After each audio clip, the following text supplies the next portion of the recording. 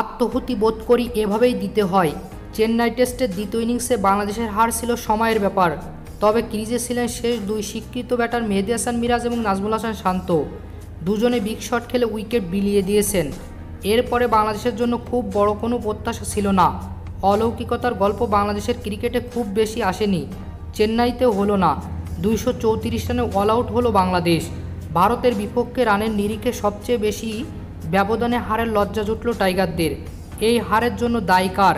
ব্যাটারদের নাকি বোলারদের, নাকি কোচিং? খেলায় পেস বোলারদের যেমন দাপট দেখছে সবাই, তেমনি স্পিনারদের ব্যর্থতা।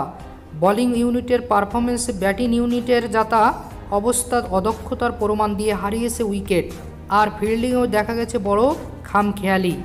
এরই মাঝে বিসিবি জানালেন খেলায় হার জিত থাকতেই পারে, তবে এভাবে অদক্ষতার পরিচয় দিয়ে লজ্জার হার মেনে নেওয়াটা ঠিক হবে না। এই লজ্জার হারের জবাব দিতে হবে সবাইকে। শেষ উইকেট পেয়েছেন রবীন্দ্র জাদেজা। 280 রানের এই জয়ের পর খুব একটা উচ্ছ্বাস ছিল না ভারতীয় শিবিরে, যেন এটাই হওয়ার ছিল। মূলত দ্বিতীয় দিনে বাংলাদেশের ইনিংস 149 রানে শেষ হওয়ার পরেই নিশ্চিত হয়ে যায় চেন্নাই টেস্টের ভাগ্য।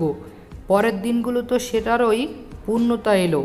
রানের বিচারে ভারতের কাছে বাংলাদেশের সবচেয়ে বড় হার ছিল 208 রানে। চেন্নাইয়ের সেই লজ্জাটাও ঢাকতে পারল না টাইগাররা।